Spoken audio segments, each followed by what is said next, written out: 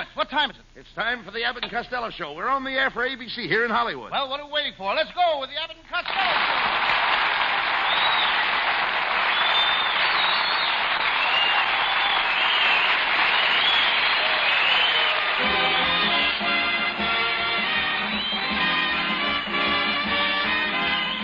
Yes, it's the Abbott and Costello Show, produced and transcribed in Hollywood for your listening and laughing pleasure. Chuckles with a carload and music by Matty Malnick. So hold on to your chairs, folks, for here they are, Bud Abbott and Lou Costello.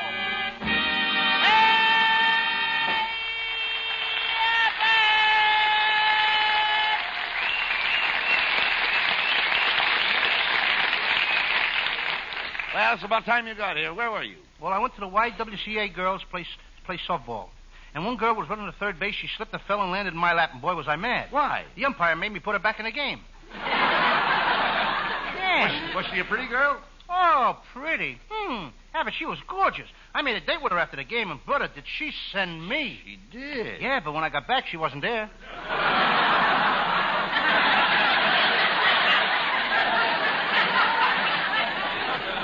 Costello, why do you keep annoying every girl that you meet?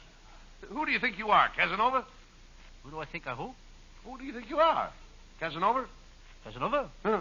I may not be Casanova, but people say that I'm as good-looking as Van Johnson. Who says that? How do I know? Do you think I go around eavesdropping? Well, if she's such a pretty girl, why didn't you propose to her and marry her? I can't marry her. I don't know anything about her. What difference does that make? In Africa, a man doesn't even know his wife until after he marries her. What do you mean in Africa? You dope. You don't even know what marriage is. Yes, I do. Marriage is a friendship that got out of control.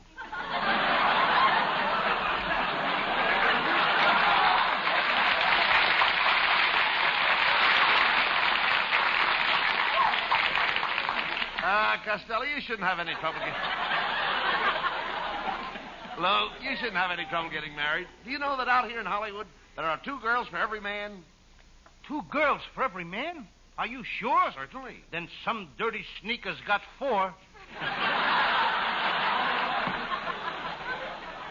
Costello, it's no use. You'll never get a girl until you settle down and become a man of regular habits. I am a man of regular habits. Then how come you were out until 4 o'clock this morning with that redhead that lives next door? That's one of my regular habits. Costello, I can't understand how girls go out with you in the first place. Abbott, it's my terrific magnetism. You've got magnetism? Yes, last week I picked up 2 blondes, a redhead, a brunette, and a rusty nail. Why don't you be like me, Costello? I've got a way with women. You haven't got away with many lately. Is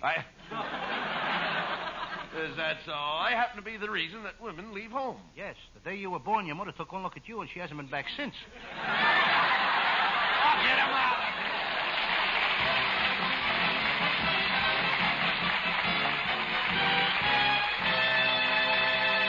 Ah, yes, the boys are on the beam tonight. And they'll be back on it in just about 1 minute. But first, let's hear this.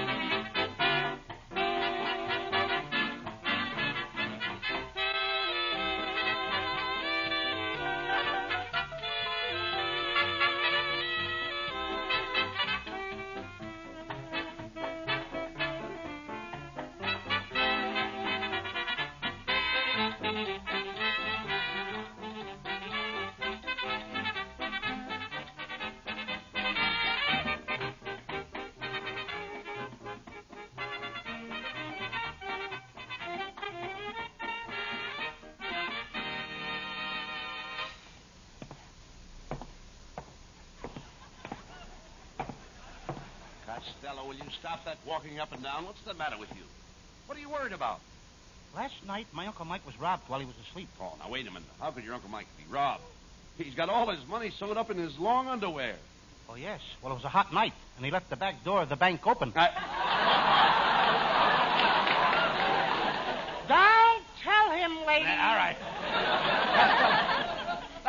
reason why you should worry. No? No. Well, when I get on the next page, I'll find out why not. All right, well, you find out. Oh, no, huh? Well, I got plenty of reasons. Saturday night, they arrested my Uncle Jim Kelly. He broke into a grocery store and he stole $390. Well, why did he do it? The poor guy was hungry. Well, if he was hungry, why didn't he steal all the money, Lou? Why didn't he steal some groceries or something? He's a proud man, Abbott. He likes to pay for everything he gets. And besides, he needs the money to buy a new car. Oh, wait a minute. He'd be better off without a car. Costello, it's very dangerous driving in California. You're telling me? In Los Angeles, you have to drive for 5 people. The one in front of you, the one in back of you, and the ones on each side of you. Oh, wait a minute. That's only 4 cars. Where's the 5th? She'll pull out in front of you any minute.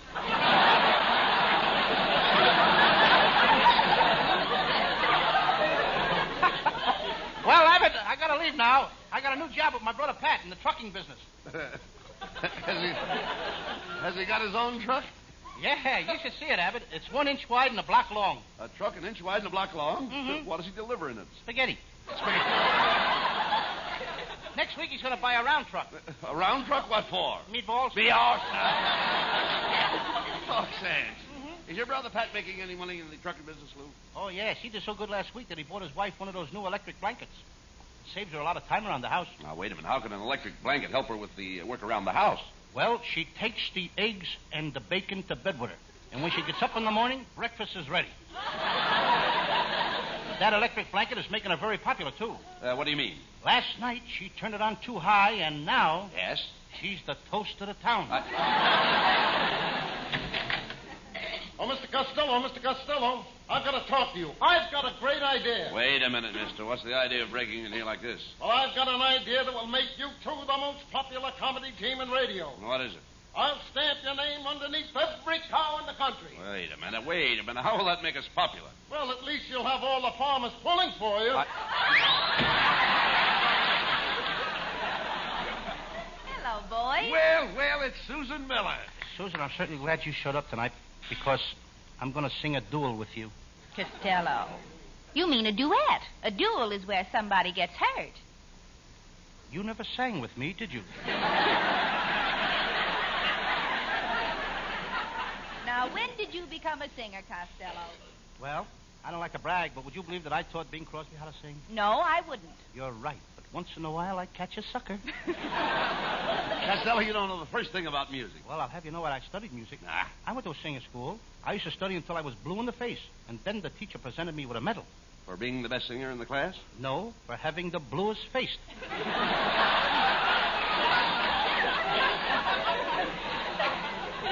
Well, I've got to go now, boys. I'm going swimming down at the beach. I bought one of those new French bathing suits. It comes equipped with a shoehorn and a hacksaw. Why did they give you a shoehorn and a hacksaw with a bathing suit? Well, the shoehorn gets me into the bathing suit. And after I wear it, I'll need the hacksaw to get me out of jail. So long, Costello. You know, there goes a nice kid, Abbott. The only thing is she's money mad. Money mad? Yeah, she's mad because I ain't got no money. So what? Remember, Costello, money isn't everything. You know, you can't take it with you. It's nice to have it here so you can say goodbye to it. You know, my family's always had money. In fact, my Uncle Rudolph was one of the first gold miners in California. One day when he was in the mine digging for gold, he was killed by a falling spade. A falling spade killed my Uncle Tom. Was he a gold miner? No, he was killed by the ace of spades that fell out of his sleeve in a poker game. Well, Costello, you'll never have to worry about money as long as I got it. We're pals. Share and share alike. Well, I feel the same way about you, Abbott. That's swell. You mean you'd share everything you have with me? If you had 2 cars, you'd give me one? Sure. If you had 2 houses, you'd give one of them to me? I certainly would. And if you had 2 department stores, you'd give me one? Yes, sir. We're pals. Share and share alike. Swell. If you had $2, would you give me one? No. Why? Because I've got $2.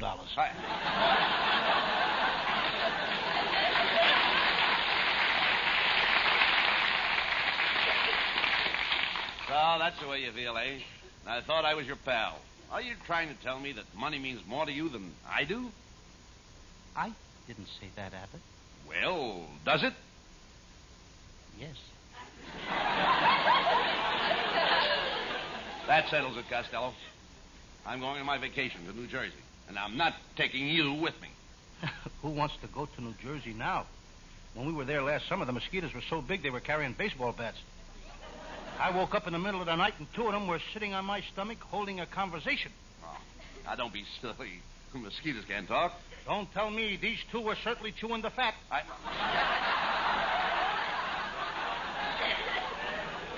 You idiot. The only mosquitoes that bite are female mosquitoes. Well, the one that nipped me when I was bending over to tie my shoe was no lady. The night your Uncle Roy got drunk, the mosquitoes were biting him all night, and it kept me awake. Well, if they were biting him, why did it keep you awake? Well, they'd bite him and then come over and sit on my bed and hiccup.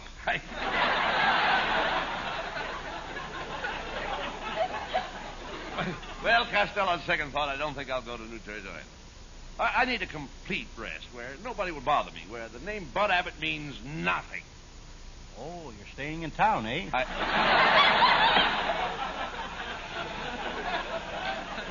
Never mind that. Where are you going? Well, I think I'll go to Honolulu. Last time I was there, I met a beautiful native girl. She was gorgeous, and what a figure. All day, she'd walk around carrying a big basket on her head.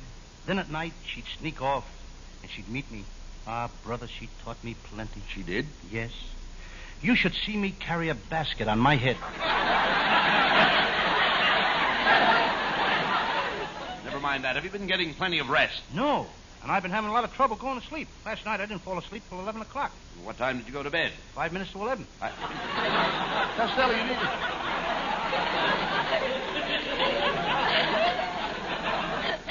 Costello, you need a vacation. You've got to stop running around with girls. It's affecting your brain. I think you're right, Abbott. I know it. Last night I had a date to pick up a girl at Hollywood and Vine. I drove down to Hollywood and Vine. Then I went to dinner, and all during dinner I felt as if I'd forgotten something. Then to a movie, and all through the movie I felt as though I'd forgotten something. Then I drove to Griffith Park, and I started to neck, and I still felt as if I'd forgotten something. Then I went home, and I remembered what I forgot. What was it? I forgot to pick up the girl.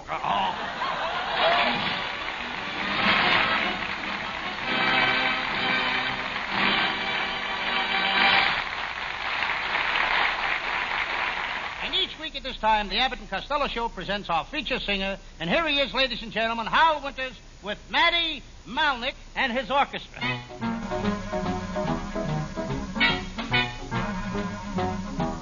Brush those tears from your eyes and try to realize that the ache in my heart is for you. Brush those tears from your eyes and try to realize that from now on I'll always be true. I went away, but I didn't mean to stay, and I will regret it until my dying day. Brush those tears from your eyes and try to realize that the ache in my heart is for you. I went away, but I didn't mean to stay, and I will regret it until my dying day. Brush those tears from your eyes and try to realize that the ache in my heart is for you.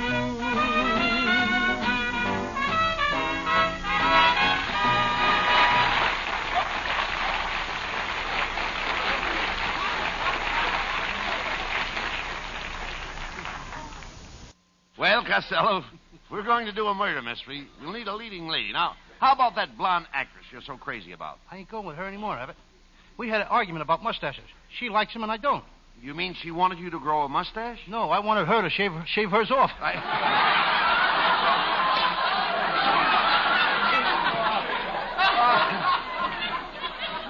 I thought she was rather pretty. She has such pearly white teeth. Yes, and when we broke up, I asked her for a picture of her face so I could remember her lovely teeth. Well, did she give you the picture? She didn't have a picture, so she gave me the teeth. Look, Well, we've got to have a leading lady. Now, wait a minute. How about that little brunette actress? No, I'm mad at her, too. We had a date at Hollywood and Vine last week, and she stood me up. Did you tell her off? I'll say I did. I says, how dare you stand me up at Hollywood and Vine?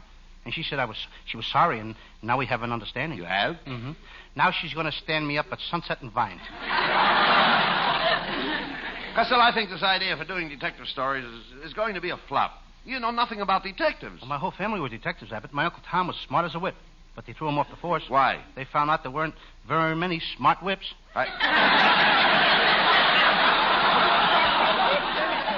I don't believe that. Why did Tom really get thrown off the force? Well, if you must know, he was taking bribes. He used to put the money in his shoes, and the chief found it out. If he put the money in his shoes, how did the chief find out?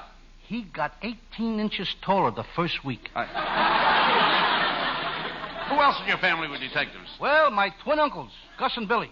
They joined the force on the same day. Billy's first assignment was to find a gorgeous secretary who had stolen $1 million from her boss. What was Gus's first assignment? To find Billy. Were any of the other Costello's detectives? Yes. Two of my cousins, Bert and Harry. They were working on a case at the racetrack. They had to find a gang that was doping horses. A difficult case? Oh, very difficult. Difficult, eh? Yeah, very difficult. Bert and Harry disguised themselves as a horse and slept in the stables. One night a guy came along and jabbed them full of dope. What did they do? What could they do? They came in third and paid $280. Well, never mind that. What is your Sam Shovel story for tonight? It's one of my most famous cases. I call it the case of the boy named Tony, whose mother kept him locked in a closet, or Tony's Home Permanent.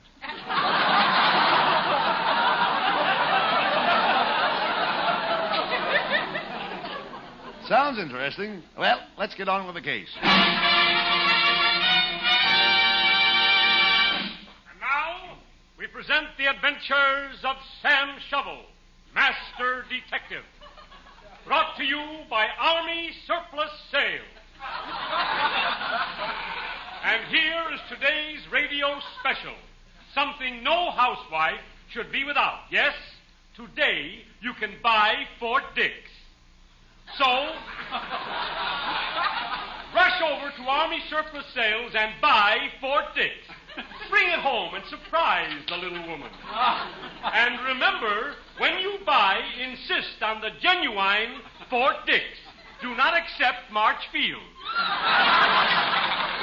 And now for the adventures of Sam Shovel, Private Detective.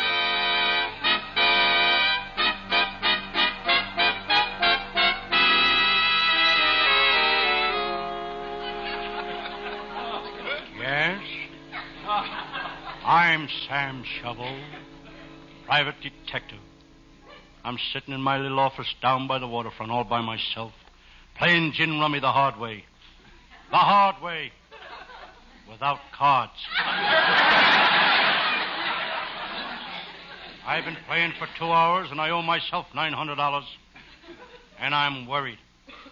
I know I'm not good for it.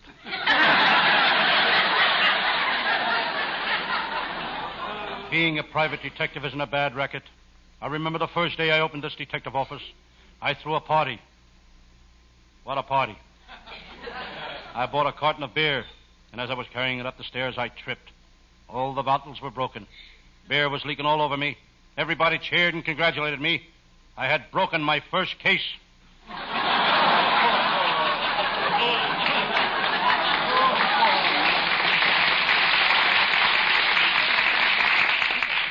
As I'm sitting here now, I feel something creeping up behind me. It's Lieutenant Abbott of the Homicides Bureau.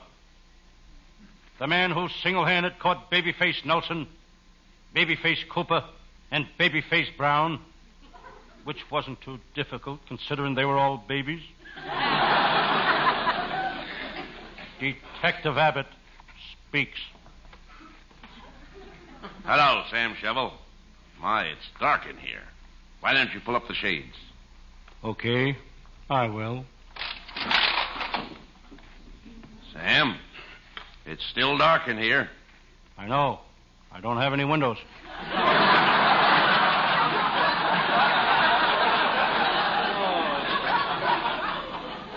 Just look at your office. An old herring barrel for a chair, a soapbox for a desk, A rug made out of old newspapers. Yes, you may not believe this. Lieutenant, 5 years ago I started out with nothing. Look out! Look out! Look. I scared you! Look, you got another fire. You got another one. Look out! Look out! Hey, look. Somebody made a bullet hole in the ceiling. Just missed killing me. How could a bullet shot at the ceiling hurt you? If I happened to be sitting on a chandelier, I would have been killed.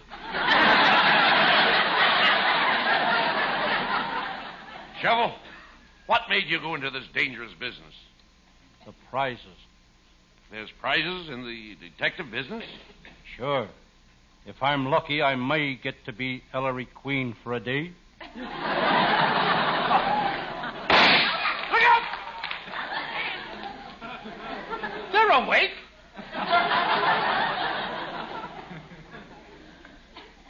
What was that? Oh, just the backfire of an automobile. What was that? That must be one of the tires yelling for help. That sound came from the building next door. Who occupies it? The Universal International Overseas Interstate Trucking Company. Where do they ship to? Glendale. We'd better go next door and investigate. It may be the killer. Wait till I get my weapons, my gun, my blackjack, and today's newspaper. Today's newspaper's a weapon? If I mess with the gun and the blackjack, I'll show him the headlines in the paper and he'll worry himself to death. Let's go. Help! Help! Hey, look. There's a man on the floor. He's in trouble. What happened, mister? Oh, I've been stabbed. They put a bullet in my shoulder, a dagger in my back, and all my ribs are broken. Oh. Does it hurt? Only when I...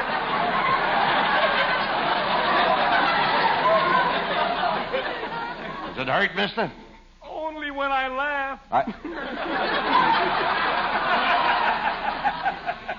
Come, man. Tell us who stabbed you. It was...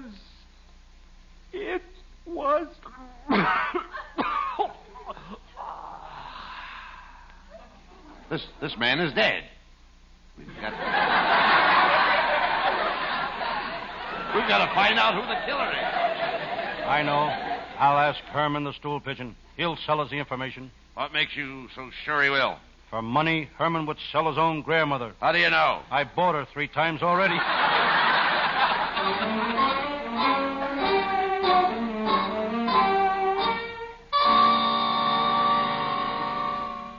Well, I left Lieutenant Abbott and went looking for Herman the stool pigeon. That meant a trip to the Los Angeles waterfront, the toughest part of town. What a tough neighborhood. The only place in Los Angeles where the pedestrians knock the cars down. I was scared, plenty scared. My throat was so dry I could feel the seeds in my Adam's apple. I drew my trusty revolver. I didn't know whether to put it in my holster or in my pocket. Then I decided to check if the gun was loaded. I held it against my head and pulled the trigger. Putting the gun in the hole in my head, I started for the docks.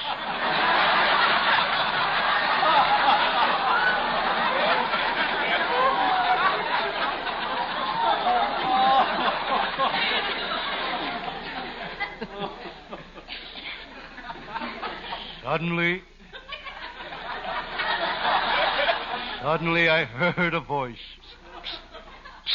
What are you like that for? Sam. What? It's me, Detective Abbott. It's dark. I can't see you. I'm here on the wharf. On the what? Wharf. I can't hear a word you're saying. There's a dog barking someplace.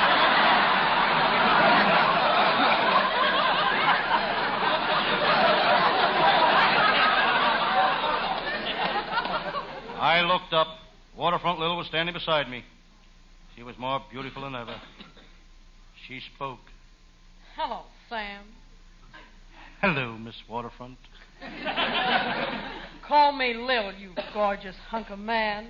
Okay, Lil, you gorgeous hunk of man. Never mind the romancing, Sam. You've got to find out if she's a smuggler. Okay. Be subtle. Don't let her know you're after information.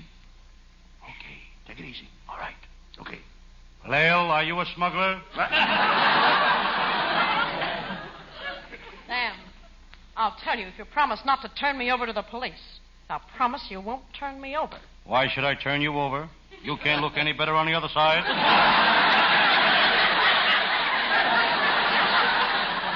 Well, Lil, I got you at last. I'm taking you in. Oh, no, you're not. You'll never take me alive. Quick, Sam, put the handcuffs on her. She got me. I'm shot. Oh, I'm sorry, Sam. Quick, Lieutenant, call an ambulance. We'll take Sam to the hospital. No, not the ambulance. Sam, don't you want to go to the hospital? Yes, but I ain't riding in no ambulance through that Los Angeles traffic. A man can get killed that way. I'll walk. Quick, get him out of here.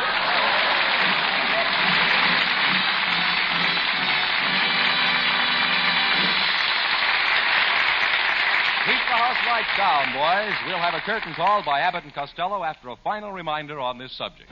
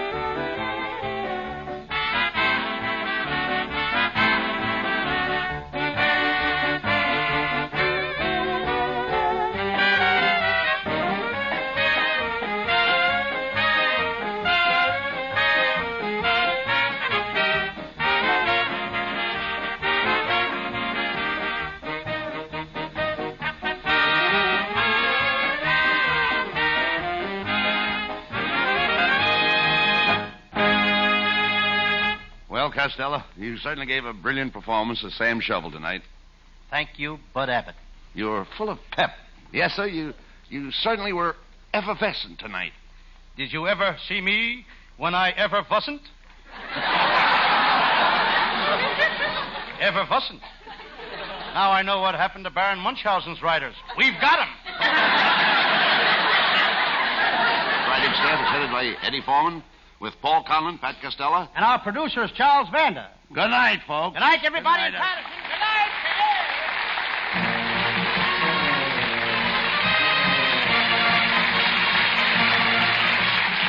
Listen each Thursday night at this time for another great Abbott and Costello show, produced and transcribed in Hollywood.